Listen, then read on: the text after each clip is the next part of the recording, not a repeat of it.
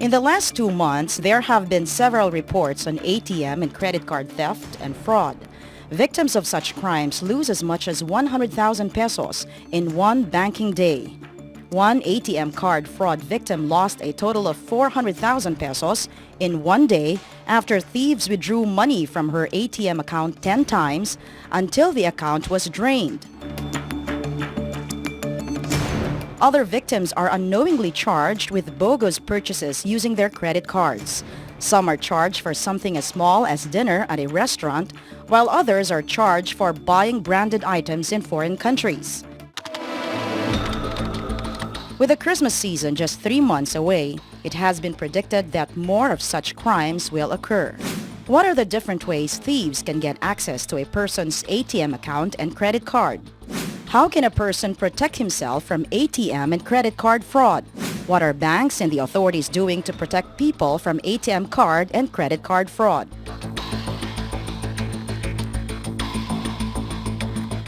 Good evening. You are watching Legal Help Desk on 9 TV. This show is about making the law work for you by giving legal advice on topics that matter to you. I'm Attorney Karen Jimeno. And I'm Attorney Rod Nepomuceno. Tonight, we will discuss your legal rights against ATM and credit card fraud, what you need to know to protect yourself against this kind of crime, and what you need to do if you or someone you know has become a victim of it. Our guests for tonight are Police Chief Inspector J. Guillermo of the PNP Anti-Cybercrime Operations and Training Division, and Attorney J.J. Decini of the UP College of Law. Good evening and thank you for being with us, Good evening, gentlemen. So Chief J and JJ. So, Attorney JJ. So we have JJJ. Yes. Right. Okay. All right. Well, thank you very much for joining us. Obviously, this is a very relevant topic. We've seen a lot of complaints on social media about people getting, I guess, scammed sa ATM nila. Perhaps we can define first, no, yung mga different crimes involving ATM. I guess we can start first with credit card. What type of crime? I guess crimes or frauds are prevalent when it comes to credit cards?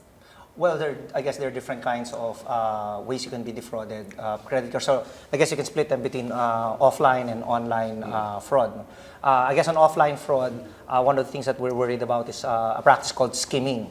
And this is a small device, for example, that you can clip onto your belt, where you give, where somebody who has your credit card just swipes the magnetic stripe, and on that basis, the information on the magnetic stripe can be collected, and that information can then be downloaded, and on that basis, they can make other cards. So that's one form of offline fraud. Another would be to steal someone's personal information, their name, their address, and then make a fake ID, and on that basis, apply for credit cards in that person's name. So that's even possible. Okay, so what happens is that they rack up credit card charges and they don't pay it. It's like identity theft. It is identity theft, exactly. So, all right. So let's go to ATM fraud muna tayo. Maybe we'll start off with ATM fraud. Maybe we'll one by one, no? The credit card, we'll discuss it later. But ATM fraud, how does this happen naman for ATM? Well, for ATM, is it the same? No, the ATM, sa ATM fraud kasi, it is the machine that will be compromised. Okay.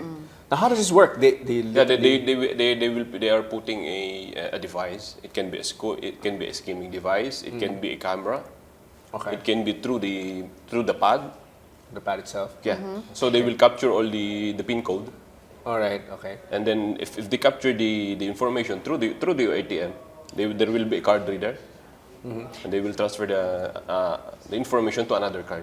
So this usually happens if they gain access of your ATM, tapos someone will put either a card reader or a the information will be transferred through a card reader because you cannot transfer the data from the ATM without the card reader.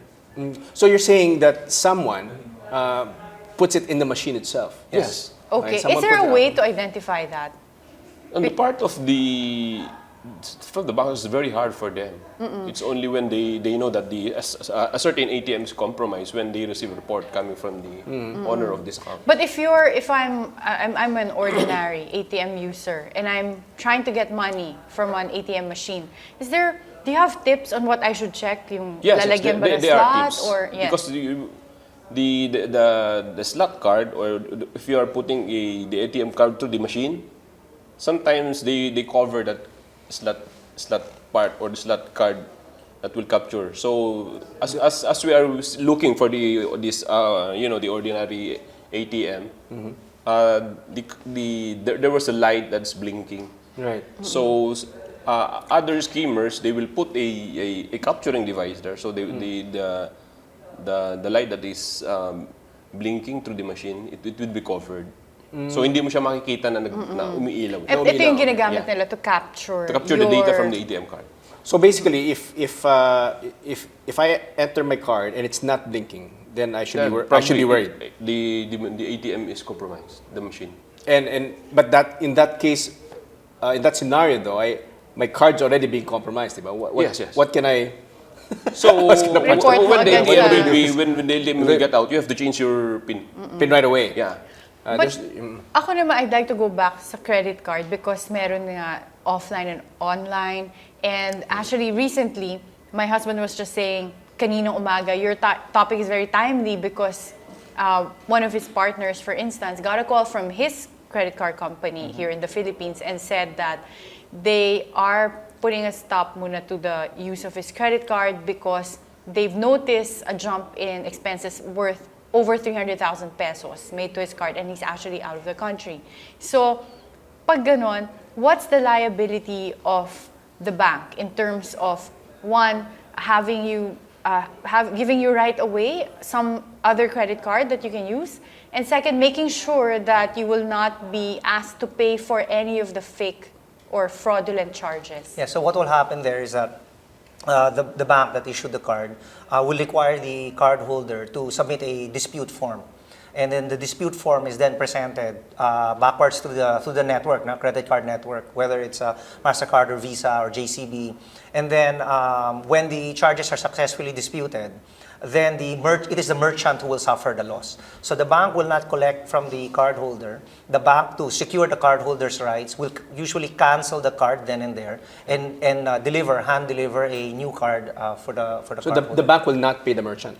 Yes, correct. So that's called a chargeback. The merchant is the one that suffers the loss. So if you're, say, a bookseller on Amazon and you ship 20 books on a fake credit card, you end up bearing the loss because you won't get any money from the card network. Just curiously, how do the merchants then protect themselves? Yeah, if I'm a merchant and I'm selling goods and services online, Right. how do I protect myself from credit card fraud like that? So one of the things they do is same thing as the bank. They look at strange activity, unusual activity on a particular credit card. So like in the case of your friend, what happened there was that the bank detected there were all these transactions which were unusual for him. In fact, in some cases, some banks, if you use your credit card for an unusual transaction, say an unusually large transaction, you receive an SMS from them or you that has receive a happened call. to me, yeah. That's right, because their algorithm has detected it's an unusually large transaction. This person doesn't usually use his Yeah. card for this purpose. Let's call and verify if it's actually an authentic Yeah. That's a transaction. good practice, but at least in that scenario, you have the bank itself acknowledging that there's something wrong with your card. Right. But what if I'm the one who noticed it in my statements, in my credit card statement, and saw a charge that is not mine, and I'm being charged for it? What remedy? procedure Yeah. should I follow? Because sometimes the bank disputes that and says, That's right. Yes, no, it's the regular, you have to pay that. So normally ginagawa ng dyan, they will report it to the bank. So for example, ang requirement kasi kung minsan ng bangko, you have to report it to the police. So what we are doing is make a certification. So kung ayaw maniwala sa akin, Yes, if I yes. report it, I should go to the police and file a police report. Yes. And will the bank take into consideration the fact that you never naman reported a false purchase before? They'll take a look at your credit history, right? Yes. In other words, kung meron ka ng history na nagloloko ka, na you've been, I guess, charging or claiming purchases that are not yours, I would imagine that perhaps you will not win. Like you have a record of claiming transactions which actually are your transactions. Yeah. I suppose they would cut you off at some point. But if it's a legitimate transaction, sorry, it's a transaction that is really not yours. So you have to be vigilant. You have to look at your bills. You have to itemize your transactions to see if all those transactions are yours. Usually, I think sometimes they put a time limit. You say, like 60 days after the statement is issued, you cannot contest the validity, especially if you've paid. But in some instances, what you do is, if you feel that something is wrong, you call and you dispute it, you file the dispute form, and then you pay the bill without that amount. I'll go into that, yung who bears the loss. So, Yeah. for instance, for credit cards and ATMs, nananakaw naman, for instance. If I don't get to report it right away, and in the meantime, meron ng charges dun sa credit card or sa ATM, nagkaroon na ng withdrawals, who will have to bear the loss for those types of transactions? Na from the time na nakaw na sa akin but I haven't reported it yet. Lalo na kung gabi nangyari. May lag time minsan. Yeah. Or maybe it's a holiday or diba, you can't report, right? Kasi kung minsan, if for example, if your credit card has been compromised, kasi hindi mo naman madidetect agad dyan eh. Even the merchant cannot detect it immediately. Kasi ang ginagawa lang kasi nila, as long as na you swipe it and it is good, okay lang sa merchant yun eh. But they cannot detect that the card you are holding is fraud. Right. Now, before we take a break, sorry. Now, before, the security part of it, of credit card transactions, involves my signature. But I notice now, especially when I was in the States, they have just swiping machines where you don't actually sign anymore. Yes. Or groceries. Yeah, or groceries. Groceries where there's a counter that you just swipe and then leave. So obviously, hindi ka hanapan ng ID, hindi ka hanapan ng signature. Wala ni signature eh. So, does that have an impact nowadays on how you can probably question or we can have them answer that after the break? Perhaps. Because right now we'll have to take a short break. Legal Help Desk will return after these messages. Sinisend na tayo.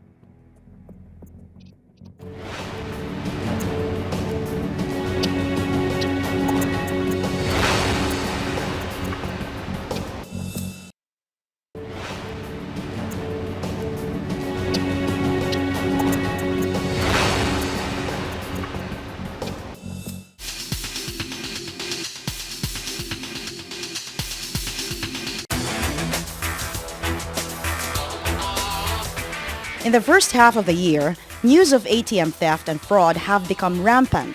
To protect yourselves from such crimes, you need to know the kinds of ATM fraud being committed. The first is double swiping.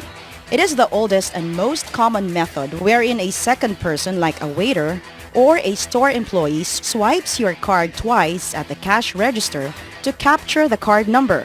The second kind of ATM fraud is grabbing.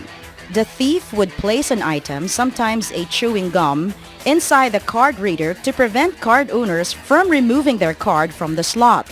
In a more elaborate scam, the thief would pretend to be concerned and offer to help the card owner by suggesting that they enter their PIN a few more times until he memorizes it. Skimming is the more popular type of card fraud today. The thief would install card reading devices and tiny cameras in ATMs to get your card information, or they would install fake keypads to capture PIN numbers.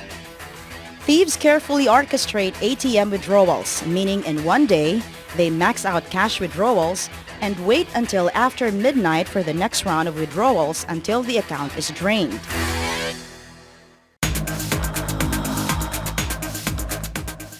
To protect yourself and your account, do the following steps. Cover your password or PIN with your hand by covering the keypad. ATM thieves can't access your account. Use familiar ATMs and limit your visits. Most experts advise that ATMs that are in highly trafficked areas like malls are equally susceptible to fraud. By limiting your visits, you're also limiting the chances of being victimized. Also, do not go to ATMs that are dimly lit and find one that has video surveillance as additional security. Check your bank balance frequently. Unlike credit cards, you can dispute charges made into your card when the bill comes, but with ATM cards and machines, you can't. You also have a limited number of days to report a fraud. Sign up for updates and alerts on your account to keep track of your finances. Observe the ATM machine. Pay attention to the machine and check if there are any devices placed within the machine. There are thousands of ATM machines all over the country, and each one of them is susceptible to fraud. It pays to be alert at all times, especially when it comes to money. You're still watching Legal Help Desk on 9TV with our guests, Chief J. Guillermo and Attorney JJ Dicini. Okay, Chief J and Attorney JJ. Just before the break, we were talking about credit card transactions now that sometimes don't require any more signature. Dati kasi, when you sign a purchase, that's sort of like a security because it has my signature. And very old school pa before they even have that thing na talagang hard copy, The hard yung copy, yeah. sinaswipe. Yung ganun. Oo. Yes. Ngayon, wala na. Minsan they have swiping machines. I just got back from the States and there, wala na signature. It's just, you just swipe and you'd get a text message from your bank. Sometimes you don't Or even if get a you transaction don't, receipt. yeah. They said, we'll email you the receipt.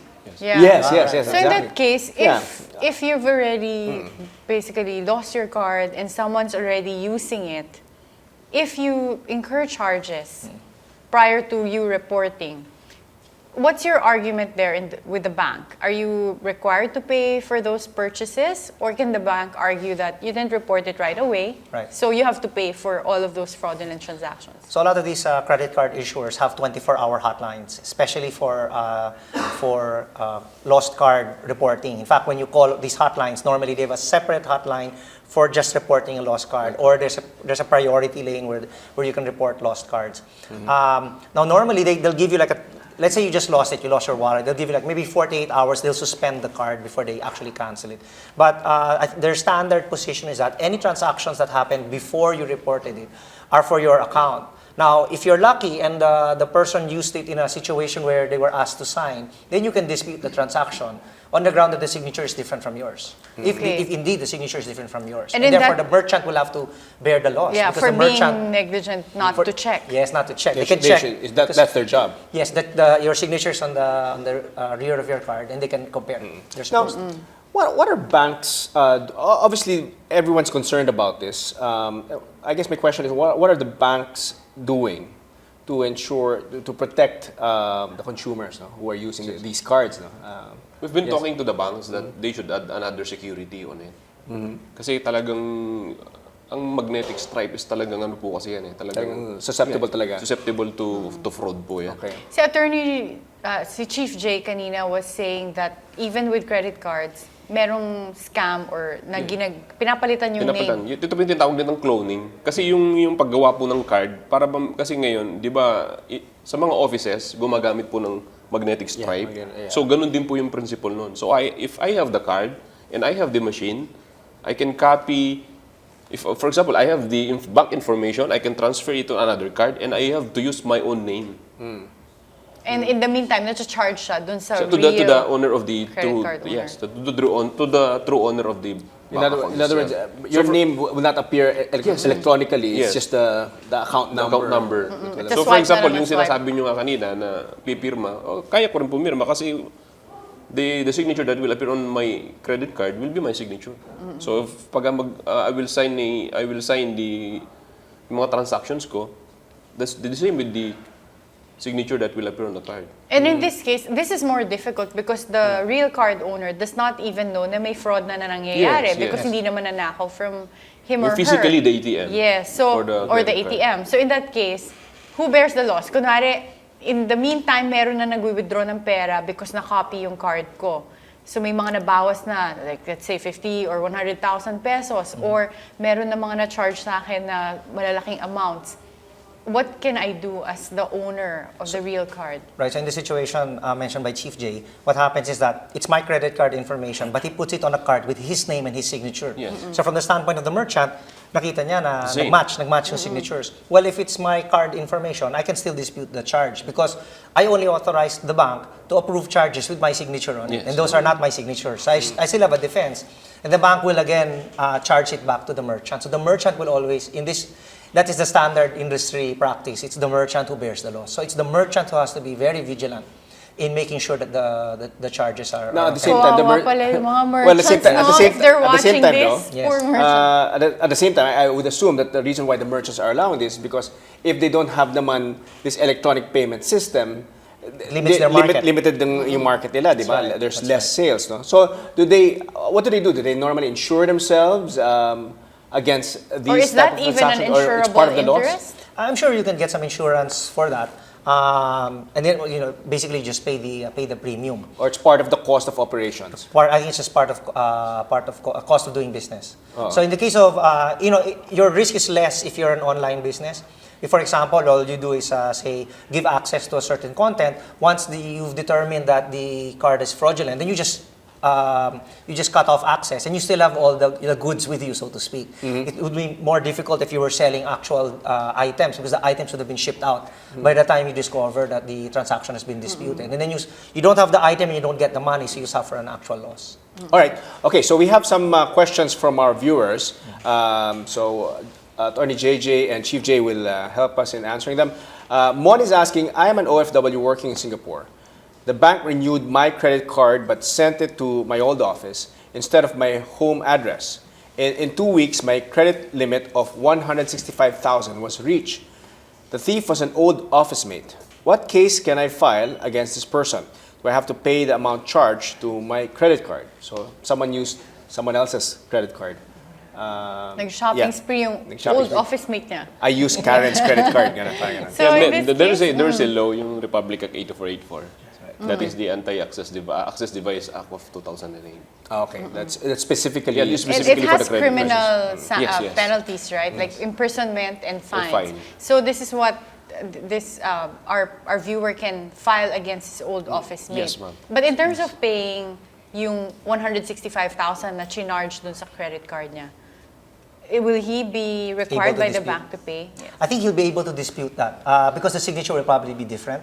Plus, he can prove that he actually did not receive the card in that space, in that place, and it becomes a dispute now with the bank and the messenger service, because it would seem that when banks deliver credit cards, the messenger delivering the credit cards under strict instructions to make sure that the delivery is made to the actual person, if not to a person with an authorized signature letter, authorization with proof of ID of the recipient. So so the bank will then offset its losses against, say, the messenger. Is it legal for banks now to just mail the credit card and say that, oh, we mailed the credit card to you, that's already effective, and so we'll charge you annual fees and whatever? Is that, In the US, they do that.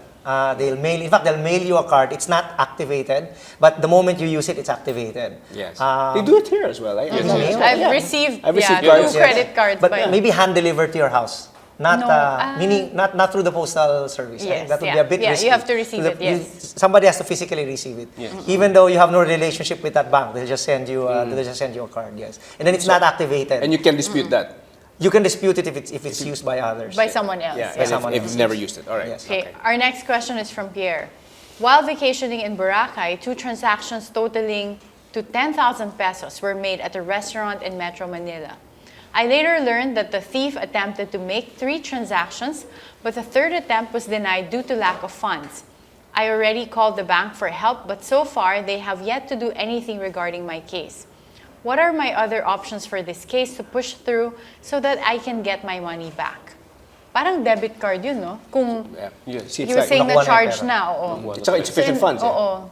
Unless insufficient I credit. think it's debit card na. Yeah, Kasi okay. hindi naman mag-insufficient Yeah. unless ma-reach mo na yung limit, no? But in this case, he wants his 10,000 pesos back because nasa Boracay siya and the charges were made in Metro Manila.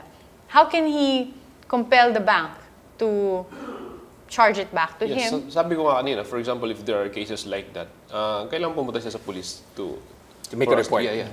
Para at least malaman natin. Kasi talagang tatanungin naman natin talaga kung talagang nando ka ba sa Boracay during that time or talagang nasa Manila ka. It will help him to recover his losses. Para at least meron siyang mga ebidensya to proceed with the bank. Kasi yung problema, pag nag-complain ka without any evidence, siyempre, hindi naman maniniwala yung bank. Yeah, otherwise anyone can just do that. And then yes. from a legal perspective, after niya mag-file ng police report, kanino siya pupunta, Attorney JJ? Should he file a complaint in court or sa BSP muna? You want to in those situations, so it depends on how it was used in Metro Manila. If there's a CCTV in the restaurant where it was used, maybe you can. That's one way to find out how it was used and at what time it was used based on the timestamps, and maybe you can identify the person who used the card. But if you can't identify the person, I think debit card is a bit more difficult because you have the card and then you have the PIN. You can't charge without the PIN. So this was compromised twice. I think it might be harder for you to dispute because then obviously there was some. Like how were they able to get your PIN? So it might be more difficult for you to say that was not your transaction because you might have entrusted your card to somebody and then given them your PIN. So I think the bank will be in those situations will vigorously oppose your attempt to recover the funds that were taken from you. So debit cards I think are a bit more dangerous because there are a lot more security features embedded in them. But even with a credit card, he would still have to prove na it was not him that used it and then to get his money back. Okay. We still have a lot to discuss with our guests. Legal Help Desk will return, so stay tuned. Bilis, no? Bilis. Parang interested ba? Kasi ang dami.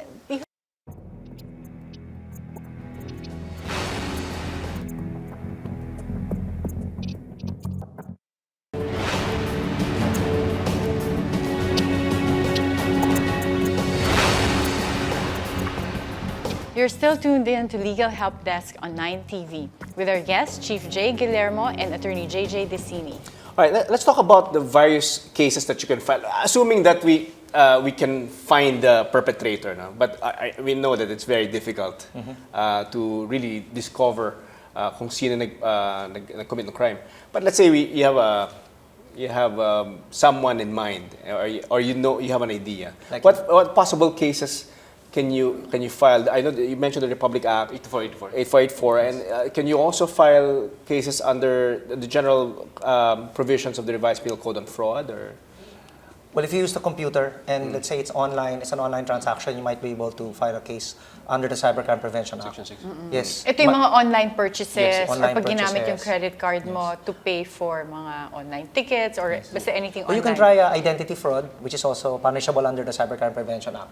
So there's when you use personal information and use that against the person, pretending to be him, then that would fall under identity theft, and therefore you can use that. You can try to use And the that on first top thing you of the other. can do is go first to the PNP. Yes, to the police Yes. or to the other law enforcement agencies that do conduct investigations.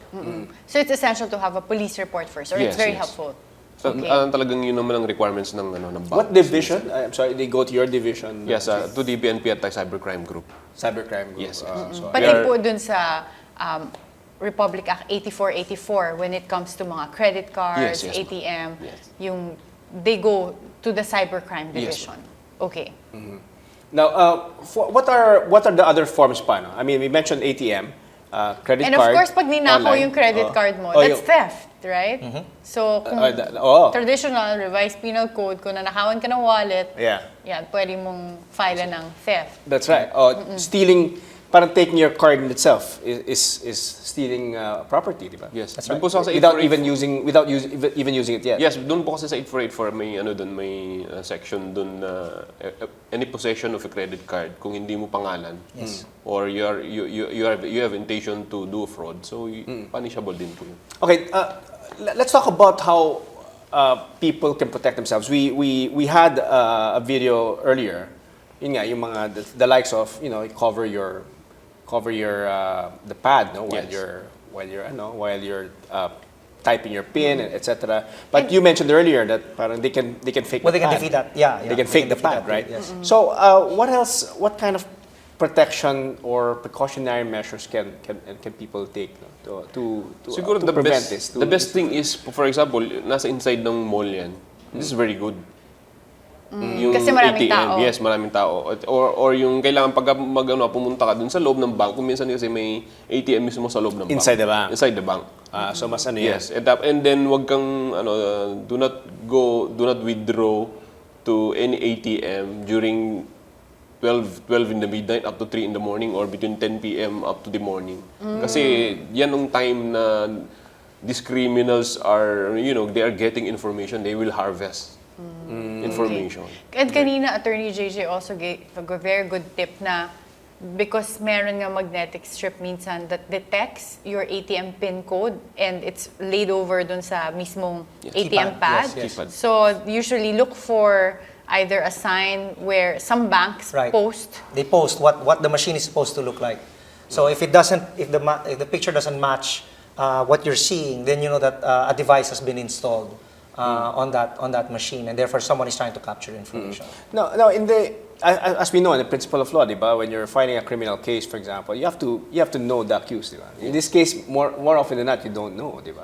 But I have, the only thing I know is that the bank cannot take it away from me, meaning, so is the bank the proper party that I go up against?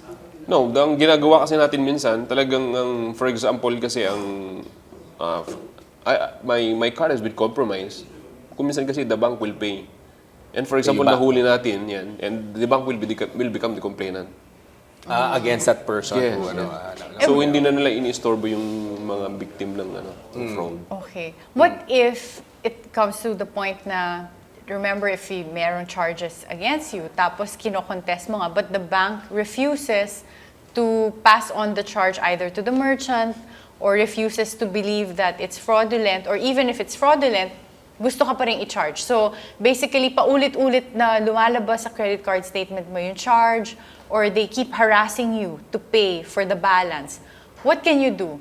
One, what can you do in terms of dealing with the bank? But second, what can you file against the bank? Well, I think in a situation like that, you'd be forced to file a civil suit, because what will happen is every month the charges will increase. And eventually they will either cut off your charge, your bank, but they'll keep charging you the interest rate at a high amount. So you might want to stop that from happening by filing a case in court, maybe small claims. But then again, if the amount isn't so much, you might end up having to pay it or suffer the loss, right? I-absorb mo na lang rather than get involved in a court case. What if sila yung mauna? Let's say the bank files a collection case against you and you're disputing it. Yeah, so that's a good question. A lot of these banks, they try to collect very aggressively against you, and they'll even assign the credit to a credit collection agency, sometimes a law firm, to do that. But in maybe 80% of the time, they don't really expect anyone to pay. So what some people do is they take their chances, they just ignore the letters, and after a while, the letters stop coming, and the bank writes off the loss. So sometimes that's how these things end. For the benefit of our viewers, can they go to prison because of this? Usually, yun yung tanong sa akin eh. Pagka meron ako magtatanong, pwede ba ako makulong pag hindi ko binayaran? Okay, so as a rule, that's in our constitution, you cannot go to jail for non-payment of debt. There is something in the RA 8484 in the access devices law, which is very interesting. If you surreptitiously change your address without informing your credit card company, you commit a crime. So, pwede ka makulong because of that? So that means that so long as you keep telling them where your new address or your new workplace is, then You're you okay. won't. Yeah, you're okay. You're okay. All right. That's interesting. That's a very good tip. Oh, yeah, that's a good tip. All right, we still have some questions from our viewers. Sonia sent us this question. My credit card provider has charged me for transactions that I did not make.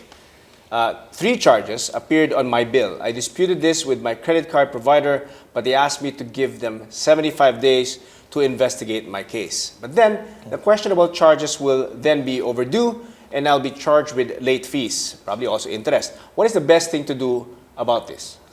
Okay. Is this a legal issue or more of a kind of a business It's a bit of issue? both. So this happens to me about 3-4 times a year. Where have you been using your credit card? Online, right?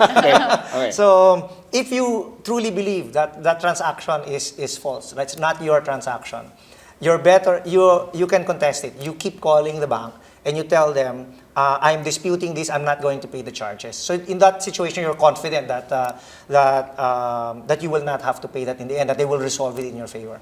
If it's a bit questionable, where it might have been something that you might have signed off on, or you have a dispute with the merchant, the card company might not rule in your favor. What happens to those charges if you don't pay them? At the end, when they resolve it against you, they'll charge all the interest fees. to you. Okay. Yes, and that's a good source of income for the issuing company, because the credit card charges, the interest rate, a lot of that goes, and the penalties go to the issuing bank. that issues the card. I see. Okay. So really you have to gamble. Bayaran ko na ba? Oo Or- nga. That's why kanina Yeah. Attorney JJ was giving practical advice. Kung hindi naman malaki yan, siguro isettle mo na lang para... Anyway, Hindi they'll ka na return ma-hassle. it. If later they rule in your favor, they'll return the Yeah. money to you. Okay. Okay, another question from Tony. Aside from reporting to credit card companies, where else can I report incidents of credit card fraud? What information will they require from me for my case to push through and for the thief to be apprehended? Ayan, Chief Jay, baka kinanswer na?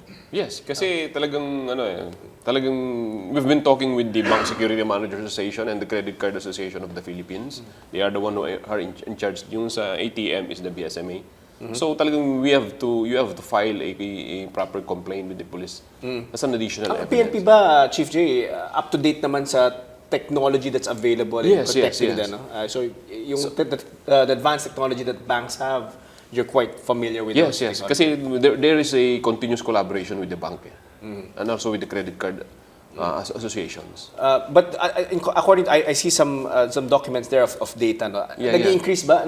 Every year, is it increasing this Yes, credit it is card? increasing kasi ang loss talaga ng bank according to the Bank Central Report is there noong 2013 220 million ng loss Wow, for just the because ATM and of the credit card. Yes. both ATM and credit card Yes, fraud. ganun po siya kalaki. 220 So it's not ordinary katulad dati na robbery is talagang ngayon they are into skimming device and online. Sophisticated na. No? Yes, so, yes. so definitely sophisticated na.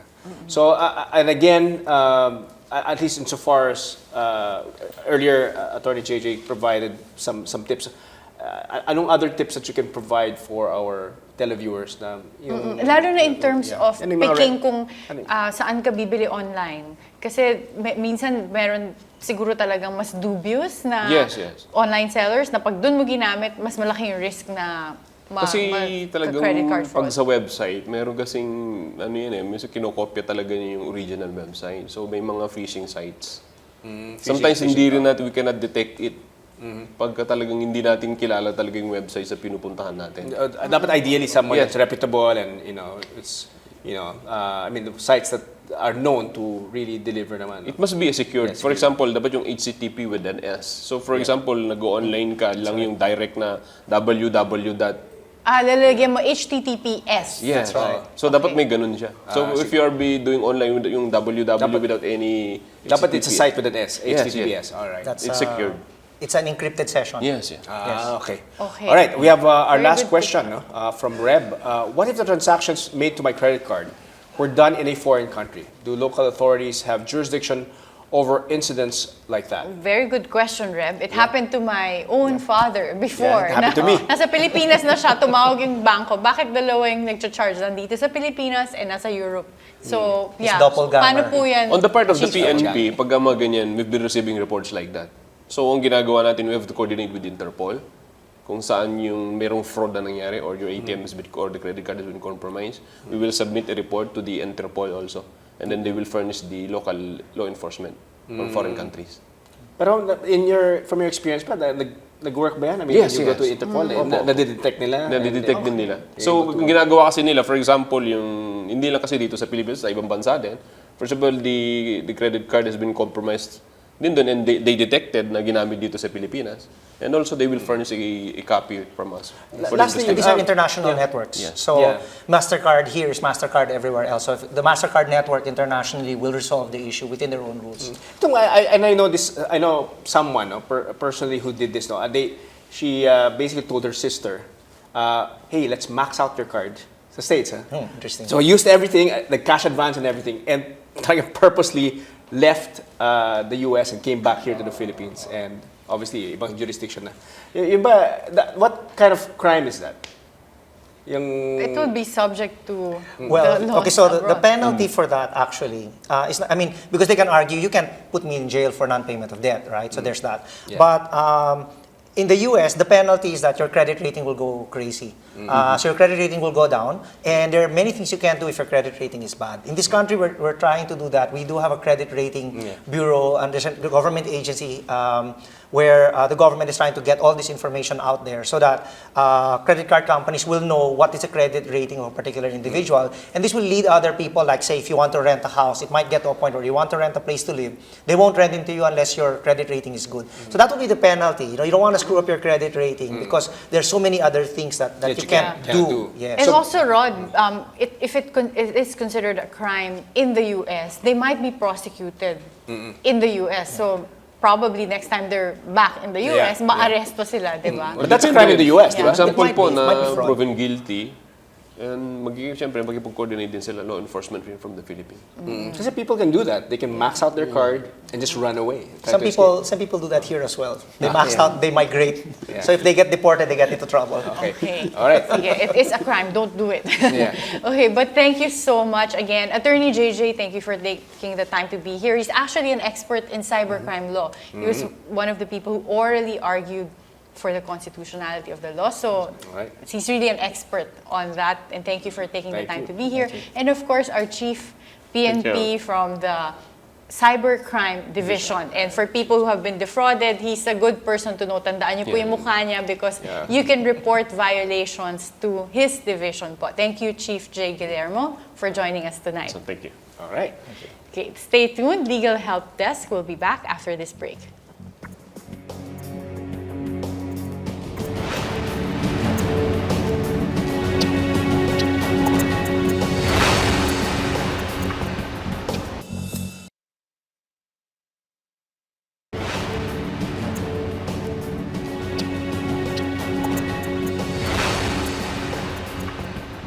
Welcome back to Legal Help Desk on 9TV. And today we had a very timely topic, lalo Yeah. na since Christmas season is around the corner. Yeah, Merry Christmas. Yes. It's September. Wala pang Halloween eh. Pero based on findings daw kasi, usually tumataas yung incidence of ATM and credit card fraud pag papalapit na yung Christmas season. Yeah, and it's sad though, kasi unlike other crimes now where usually the perpetrator is quite clear, no? Well, let's say it's rape or robbery, or even yung mga tandem, no? May mga perpetrators talaga, ito medyo mahirap silang hanapin, and they're tougher to detect. And like one you of know. our viewers Yeah. who asked, sometimes the perpetrator is in another country. Yeah. Yeah, di ba, na parang nagagamit yung credit card mo abroad.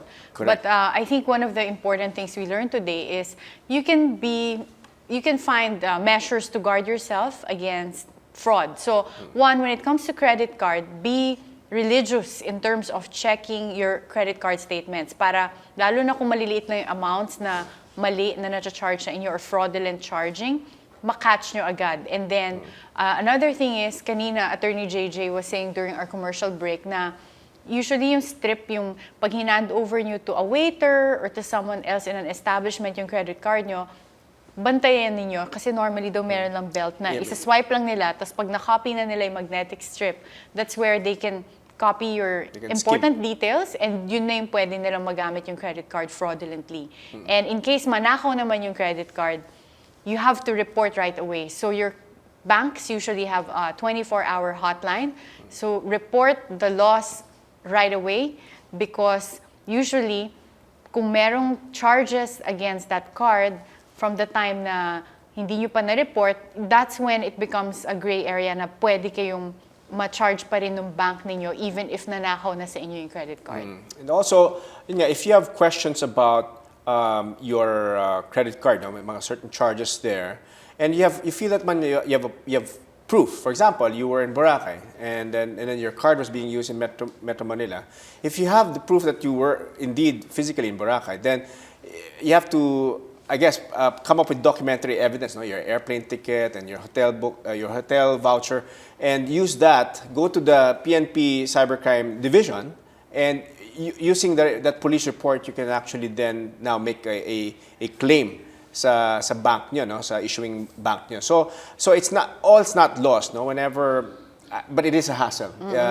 But all's not lost. If something is charged against your credit card, all is not lost. But it's a little tougher though pag things get lost or amounts are lost pag debit card. Kasi pag debit card, there's an additional security of a PIN. No? So basically, because of that additional security of a PIN and not just the signature, medyo yung mga deductions from your debit card, from your ATM card, are a little tougher to contest. No? So at the end of the day, you have to be, just like in any aspect of our lives, no? We have to be very careful. Whenever you mag-withdraw kayo, ideally sa ATM, no? Ideally inside daw the bank, yung mga ATMs inside the bank, or let's say in a mall kasi it's very busy. In all likelihood, the ATMs there are not compromised. It's the ones that are isolated sa outside, no? Na ATMs, yun ang mga delikado. And try to avoid that. In terms of reporting, kanina very helpful yung tip ni Chief J. Guillermo of the PNP Anti-Cybercrime Division. Doon kayo pumunta. Sa kanya po kayo sa division niya kayo magre-report ng mga credit card or ATM fraud. All right. Okay, now over the week, we have received some questions and comments from our viewers on topics we have previously discussed. Miraflor asked us, I'm applying for a passport, but the name on my NSO birth certificate is different from my valid IDs. Should I use the name registered on my birth certificate, or do I need to undergo the process of changing my name? Yan. I guess, Miraflor, the important question here is, which one is your real name?